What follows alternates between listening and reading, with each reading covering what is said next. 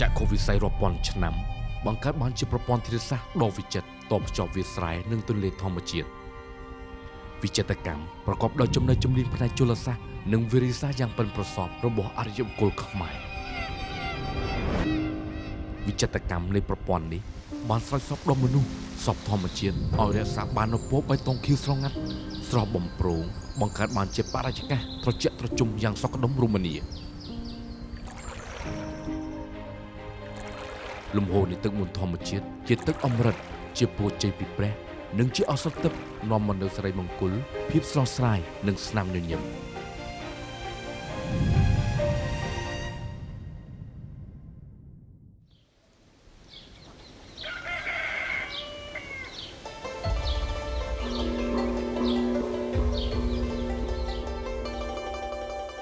មហាសង្គ្រាមទិវាដែលឆ្នាំចាស់ផ្លាស់ចូលឆ្នាំថ្មី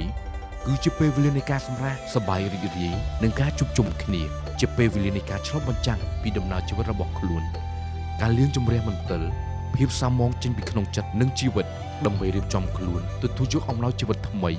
និងពរជ័យពីទេវតា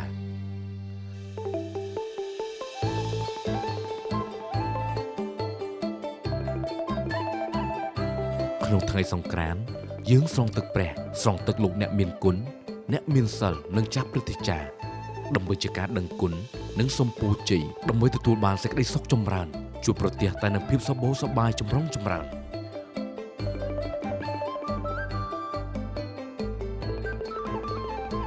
ពេលដែលទឹកមន្តអមฤត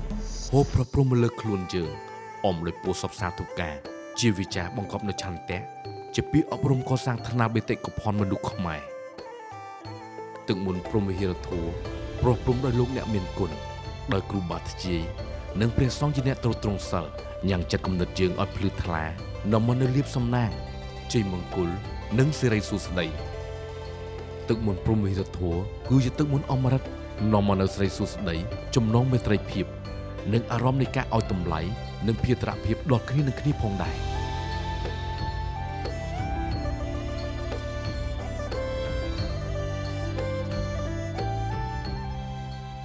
នៅគ្រប់ទីកន្លែងរាល់ពេលដែលយើងទទួលបានស្នាមញញឹម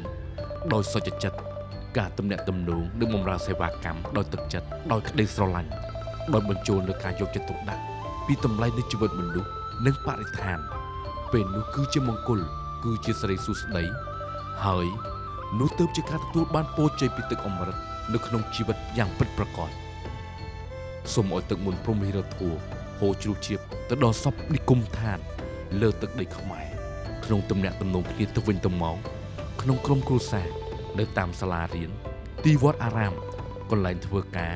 សេវាបដិសណ្ឋារកិច្ចនៅគ្រប់ទីកន្លែងនៅក្នុងប្រទេសកម្ពុជាយើងទាំងមូល